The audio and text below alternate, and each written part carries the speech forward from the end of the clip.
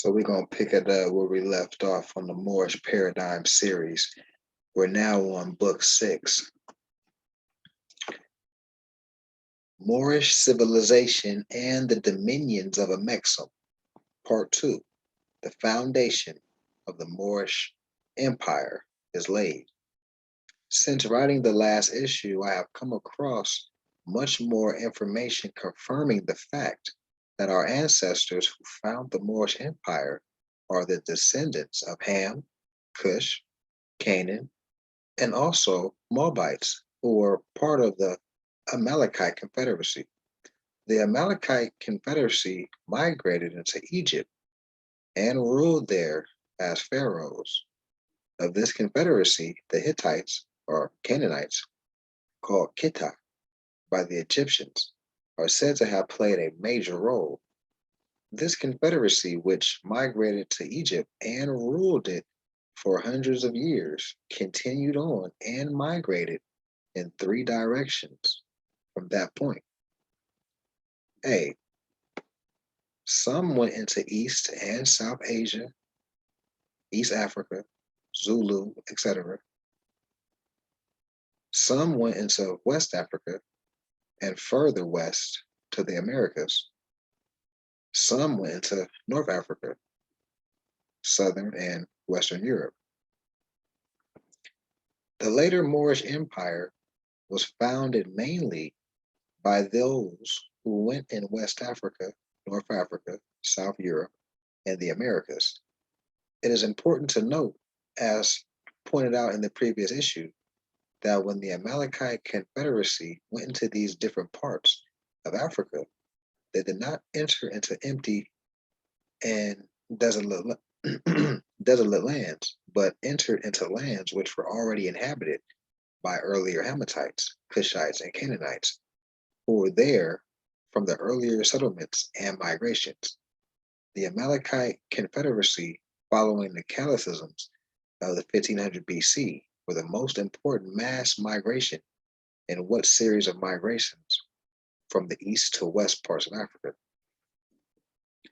In this part 2 of the series on the history of the Moorish civilization and the dominions of Amexem, I will discuss the Hamitite, Cushite, Moabite, and Canaanite descent of the people and civilizations that were formed in West Africa and North Africa, including South and Western Europe, which eventually led to the formation of the Moorish Empire of the dominions of Amexem.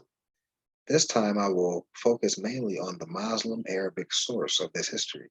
While writing the last issue, I was particularly intrigued by the Arabic historical records and comments regarding the Amalekites, their migration, and their ruling Egypt. Since that issue, I wanted to find more of these Arabic source histories. As we Moors say, divine law governs all events. I literally stumbled on a whole corpus of Arabic history specifically dealing with the children of Ham and their history relative to Africa. I found a project undertaken by the University of Ghana in conjunction with the Cambridge University. Their mission was to put together a corpus of early Arabic sources for West African history, which happened to be the title of the work I stumbled upon at a very prestige Jesuit library. When I stumbled on it. I mean it literally. Sometimes I'll purposely just wander through various libraries, not looking for no particular book, but just letting the divine intelligence guide me via my intuitive and subconscious mind. My arms were soon filled with a heavy stack of books that I had gathered along the way, and I was about to sit down and sift through them. Something made me stay and look through one more shelf of books, even though my arms were in pain from all the books I was carrying. Lo and behold, I almost dropped all the other books when I seen the title Corpus of Early Arabic Sources for West African History. I knew right away that this book had the information I was looking for. I was like a little kid with a pocket full of money. Earlier, when I boarded the bus to go on to the library that day, a small African boy who was with his mother took one look at me and started shouting, "Mommy, look, Africa, that's Africa. Don't you see him, Mommy? Look, Africa." The mother looked at me with an embarrassed look on her face, and as she tried to calm her son down, I said to them proudly, "That's right, Africa." The mother then said, "I don't know why he is saying that." I told her that when I was in college, I used to wear a big wooden medallion of Africa on my neck. We both said the same thing. Maybe he must somehow know. We both laughed. Although the bus ride, her son kept looking at me saying, "Africa, Africa." When they were ready to get off the bus, the boy looked at me and said, "We're getting off now, Africa. Bye, Africa." Everyone started laughing. Later that day, late after I had found the book, Corpus of Early Arabic Sources for West African History, I could not help but that what had happened that morning on the bus was some sort of precursor of finding the book. Perhaps the child somehow blessed me to find the in the book. We have many powerful ancestor spirits being born today into the world. Velveteen grandfather was returned. I truly sensed that the child I seen on the bus could see and was a sort of a divine messenger. Sometimes the guidance comes to us in various disguises. Anyway, this book gave me clear corroborative evidence that, as stated by Noble Ali and discussed in the previous issues of the journal, that we are truly the descendants of the ancient Hammatites, Cushites, Moabites, and Canaanites, who originally had a vast Western empire known as Atlantis, which included Africa, Europe, and the Americas. We also founded the civilizations in East, Indus Valley, Sumer, Assyria, Arabia, Mecca, Canaan, Egypt, Southeast Asia, the Pacific, Antarctic, etc., which may collectively by the empire referred to in legend as Mu. After the cataclysms of 1500 BC or the flood, Babel or Babylon in Mesopotamia seems to have been the dispersal point of those of Mu who were displaced. From Babel or Babylon, the remnants of Mu traversed or traveled west and joined the descendants of Atlantis to form the Moorish of the dominions of Amexem or Mu Atlantis. There, also descendants of Mu, already in the Pacific coast of America and elsewhere in Central and South America. This issue of the journal is especially valuable in that it confirms from Arabic sources what has been spoken about in past issues. One very disturbing thing I also discovered in these works is the racism of some of these Arabic sources. The Arabic sources seem to have inherited many of the racist traditions and histories from later Jewish sources, quote unquote, and merely built upon them.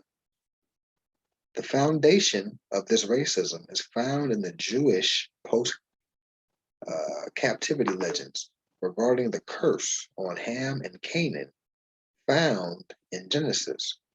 There is a whole story behind this racism involving Ham and Canaan, which I will cover in detail in a later issue of the journal.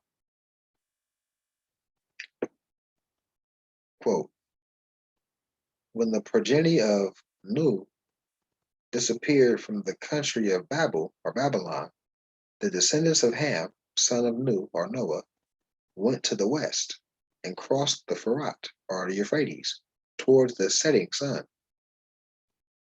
Noah divided the earth between his sons, assigning to Shem the middle of the earth and Ham the land of the west and coasts.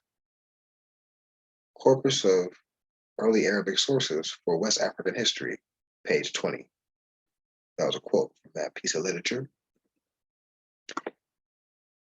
It would seem that there was a general and an ongoing movement of the children of Ham westward from Babylon after the cataclysms of 1500 BC.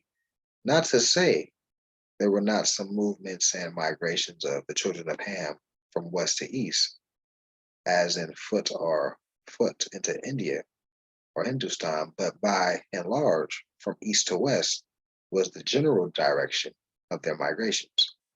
Later on, even the descendants of Foot went westward into Africa, Europe, and elsewhere.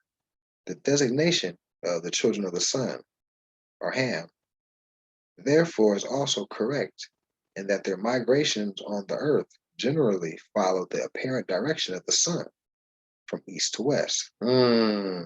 That's heavy right there. Notice also in the quote that to Ham was the coast assigned. Notice also in the quote that to Ham was the coasts assigned.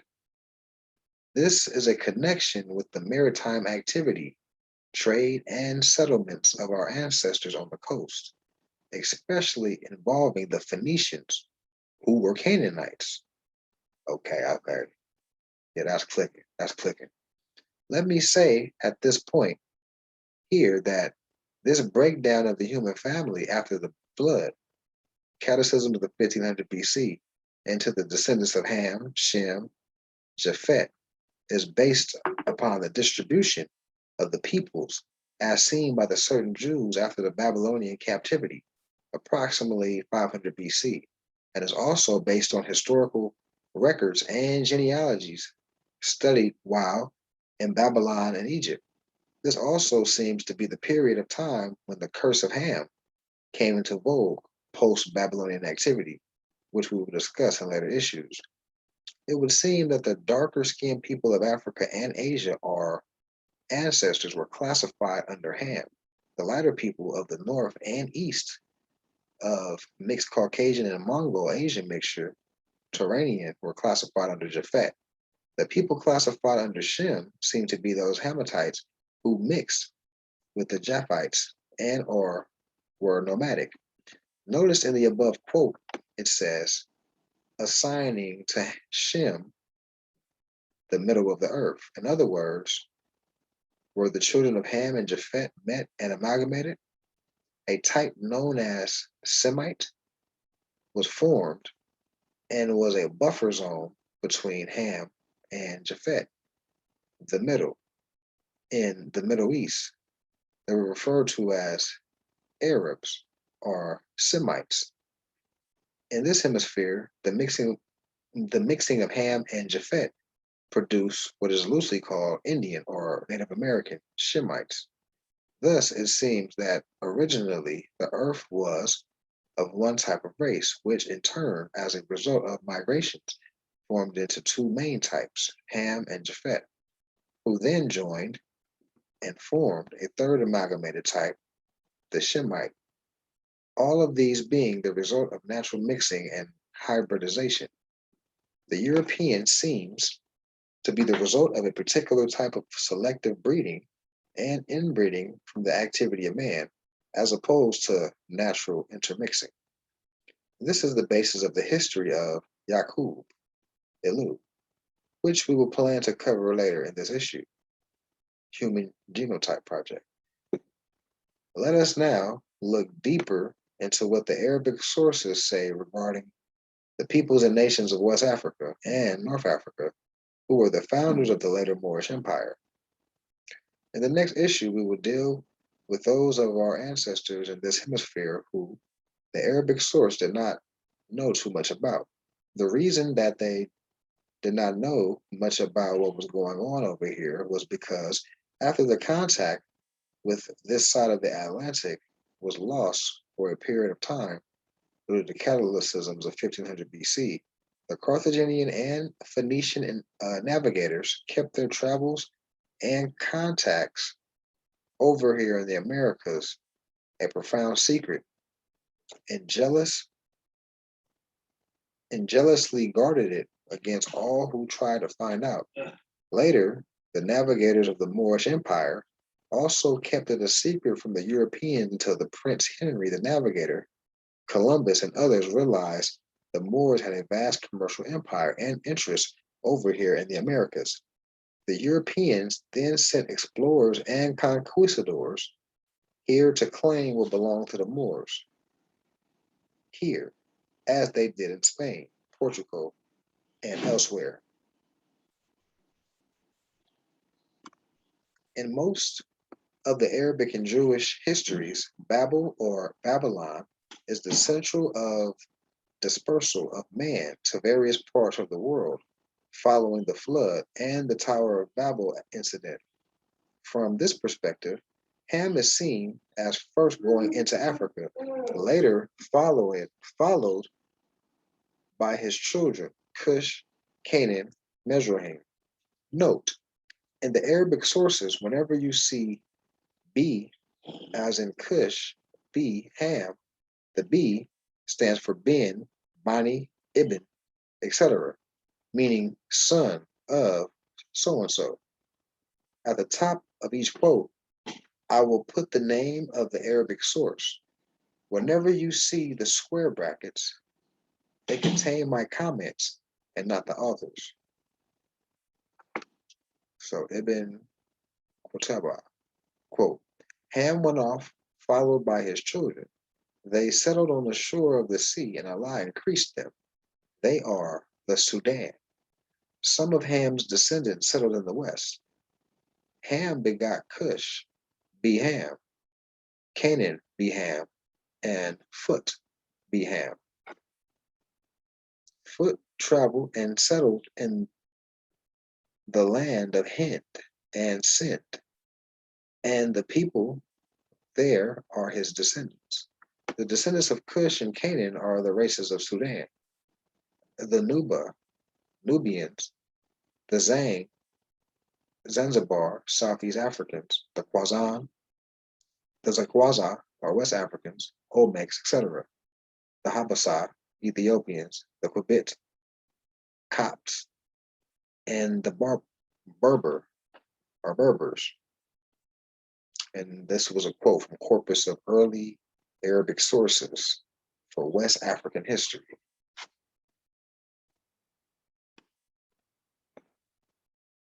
A West African Hassa playing the trumpet, a descendant of the Sudan, who built great kingdoms in West Africa, as well as in the Americas.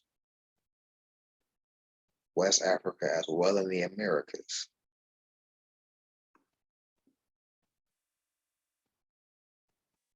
A man from Ethiopia, Habasha, Cushite. He looks exactly like the Asiatics on the Egyptian mountains or Egyptian monuments.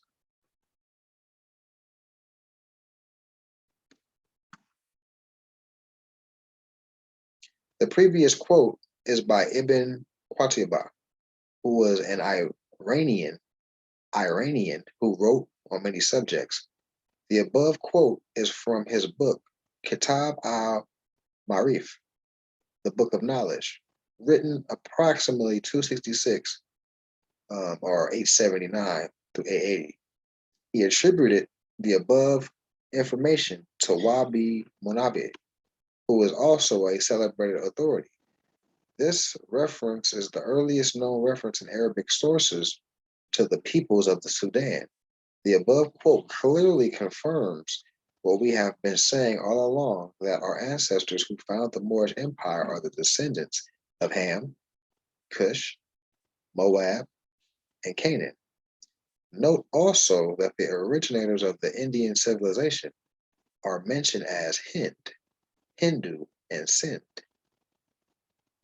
and was founded by the children of Ham, known as Phut or Foot. Following are some more Arabic source material which will further support the aforementioned. Al-Yaqubi, quote, the posterity of Cush Beham and Canaan Beham are the Nuba, the Zang, and the Haspasha, the kingdoms of the Haspasha and Sudan. When the progeny of Nu dispersed from the county of Bibel or Babylon, the descendants of Ham, son of Nu, went to the west and crossed the Furat or the Euphrates towards the setting sun. After they crossed the Nile, Egypt, or Hyksos, the descendants of Cush, son of Ham, namely the Habasha and the Sudan, split into two groups. One of these groups proceeded to the south, between the east and the west.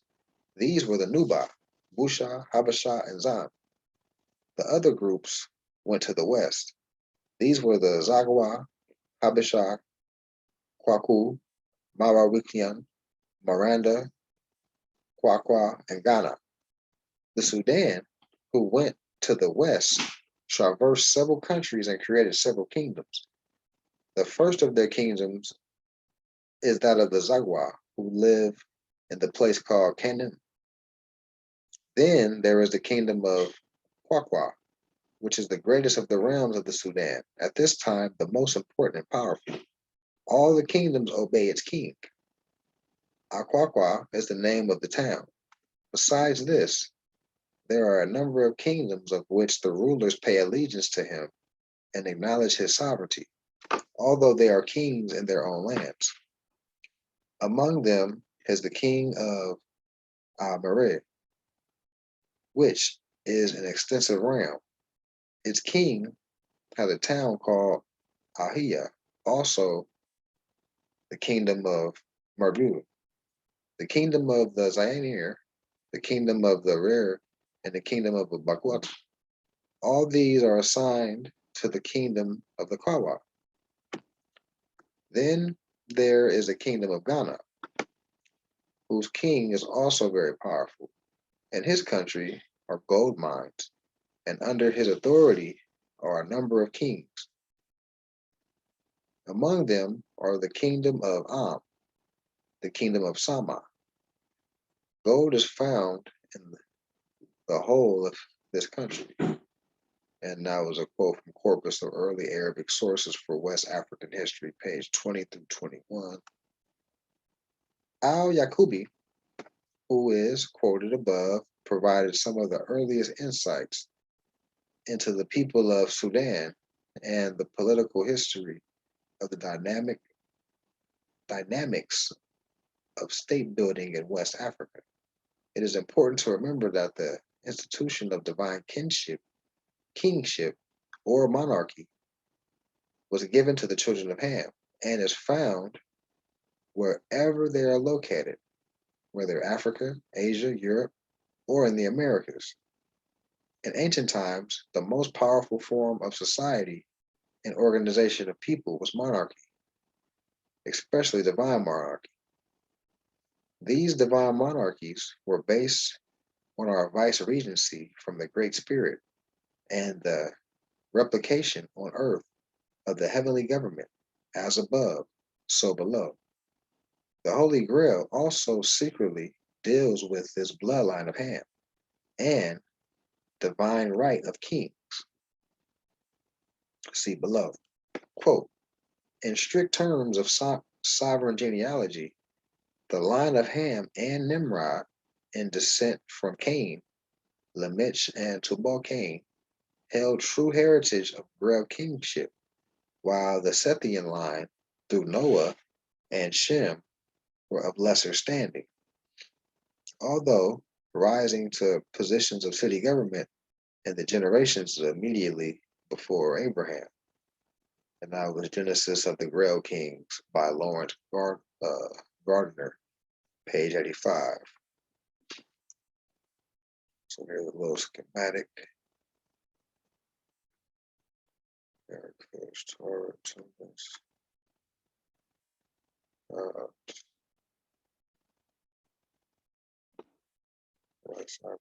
Mali.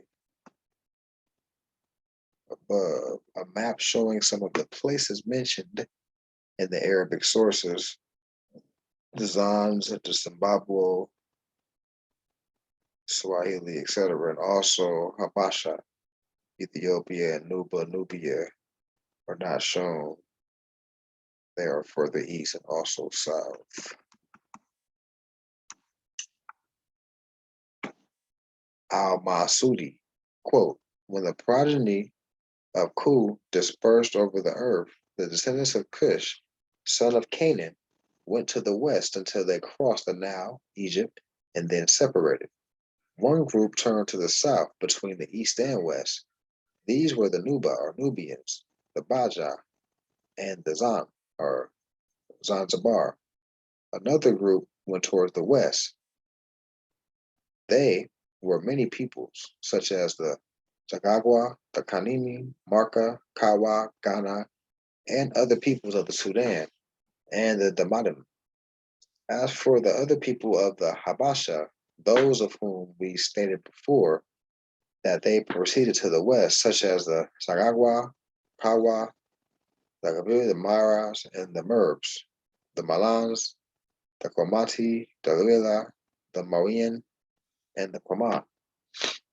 Each of these and each of other people of the Abish has a king of its own and a capital of their kingdom.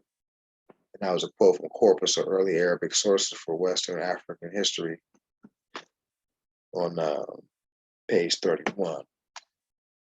So al-Masudi, whose full name is Abu Hassan Ali B. al-Hussan al-Masudi, is sometimes referred to as Imam al-Mu al-Rakishin, the leader of the historians. He was one of the encyclopedists who visited India, Ceylon, China, and Africa. The above quote is taken from his book, Maruj al-Dihabab, wa Madidin al-Jahawar, which equivalent, the meadows of the gold and the mines of jewels. This multi-volume work has an abridged version of even larger work, which is now lost. Yeah, you got distinct features. A descendant of the Kaka of Hausa, West Africa, Sudan, known for their textiles and trading skills. The quotes below are from the text called Akbar al-Zaman, which was written at the end of the 4th to 10th century or the beginning of the 5th, 11th century, which in Egypt, The original Akbar al-Zaman, Waman, Abu Dal al-Hitam, History of the Ages and Those Whom Events Have Annihilated, was written by al-Masudi and is now lost. This work, which has the words of Akbar al-Zaman in its title, is attributed to some of the manuscripts of al-Masudi.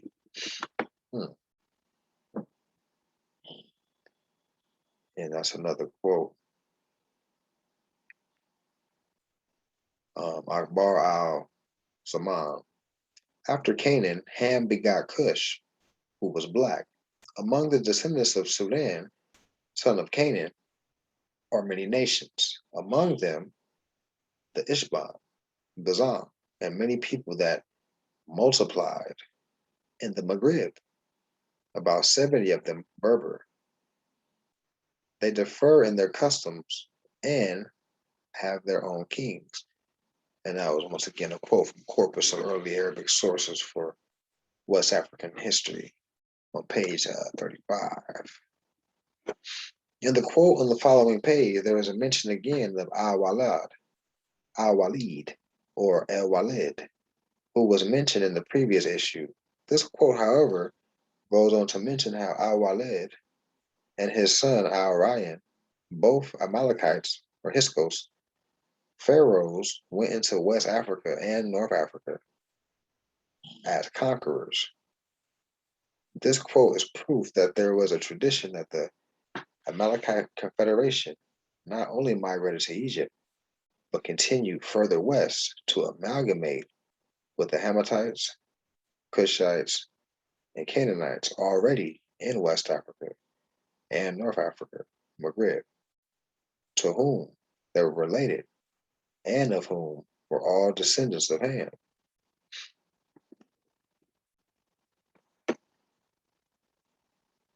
Akbar al-Zaman, quote, Al-Walid Biduma al-Amaleki entered Egypt and possessed it. Then it occurred to him to go further to discover the source of the Nile.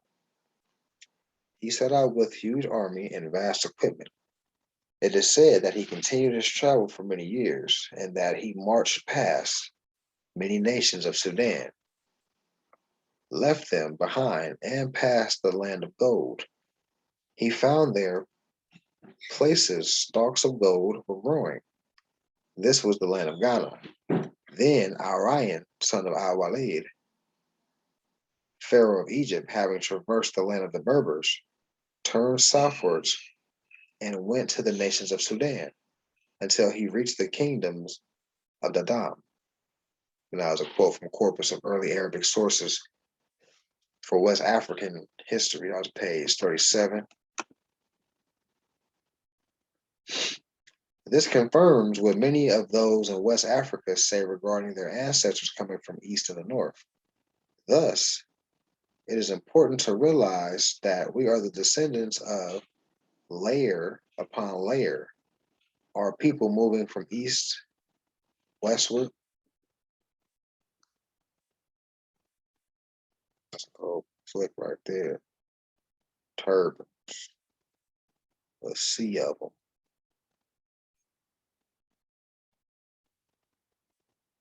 Let's see what it is. Western African Sudan Cavalry, turbaned up, the best and bravest soldier on the earth. Described Hassan, the land of Sudan.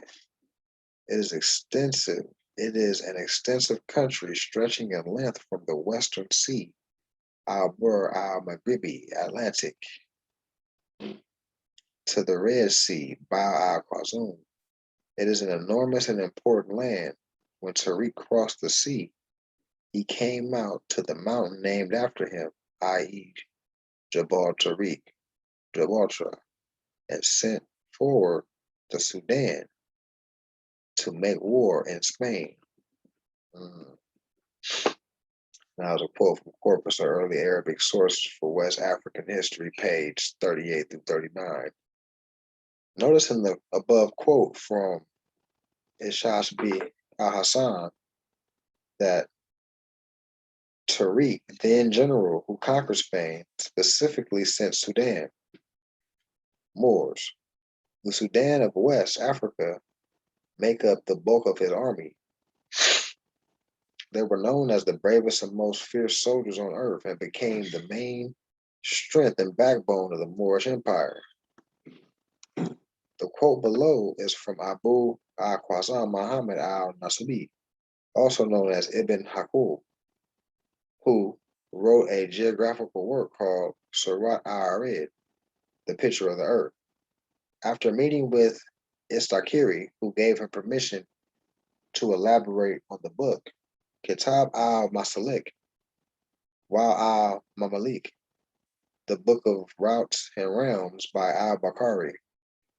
In the process, he decided to do a whole new work under his own name, using a great deal of material from al-Asakiri, but adding much new material of his own.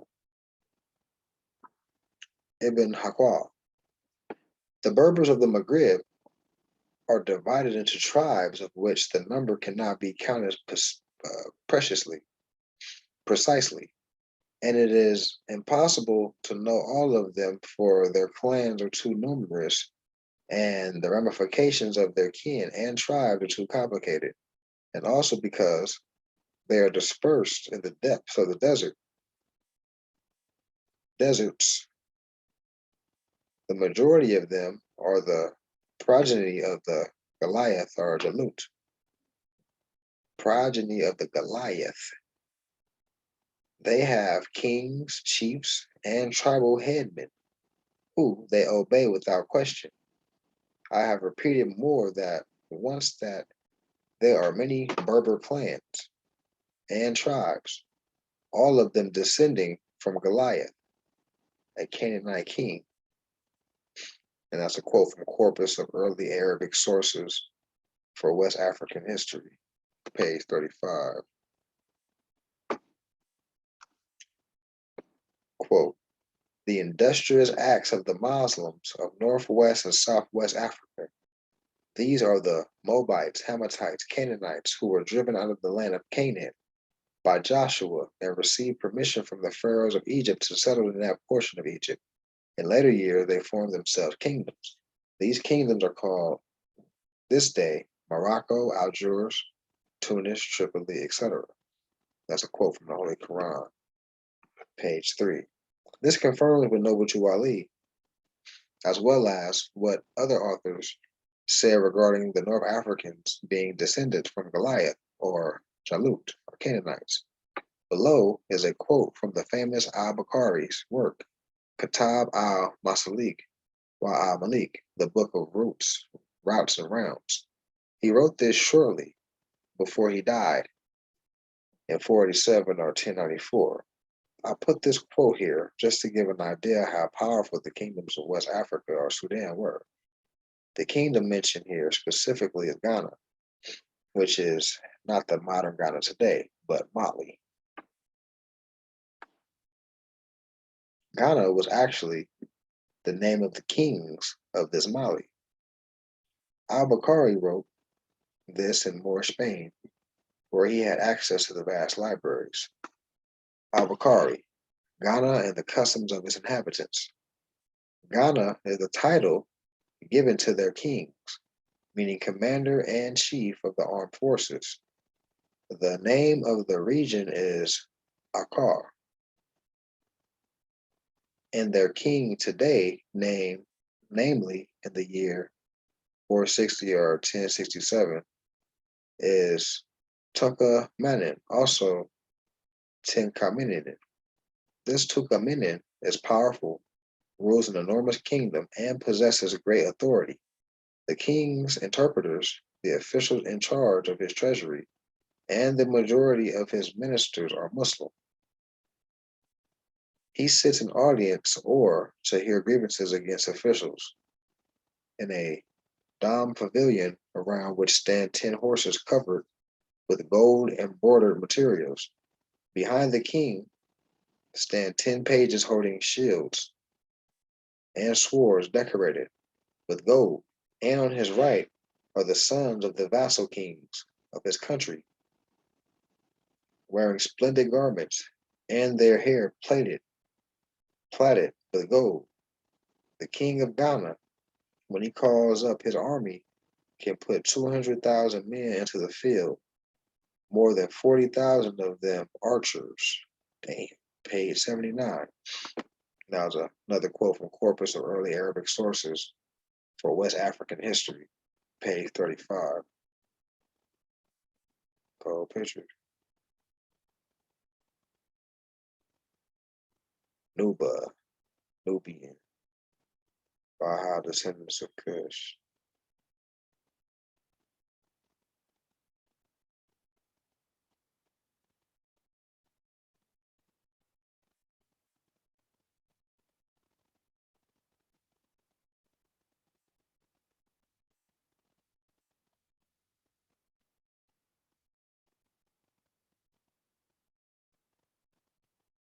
Cold picture. The famous emperor, Ghana, war chief of Mali, sitting on the throne with his court. That's what they're talking about. But the court is the people. That's everybody right here. The people of the court. That's all the court. Everybody on one accord. And now we can go arrest some people now for violating Moorish court. We'll get there. One of his principal sources was Muhammad B. Yusuf al-Warraq, born 295 or 905 in Guadalajara. The title Kitab al-Masalik wa al-Malik, the book of routes and rounds, comes from one of his books. All of these Arabic sources show that the people of West and North Africa are the descendants of Ham, Cush, Moab, and Canaan, who settled West and North Africa in a succession of migrations, as were taught by Noble Jew Ali. West African and North African peoples and nations formed many kingdoms. These kingdoms later united economically and politically under the Moorish Empire. In the next part of this series, part 3, we will deal with the kingdoms these same descendants of Ham, Cush, and Canaan formed in the Americas, and we will begin to deal with the economic and political unity of these kingdoms under the Moorish Empire.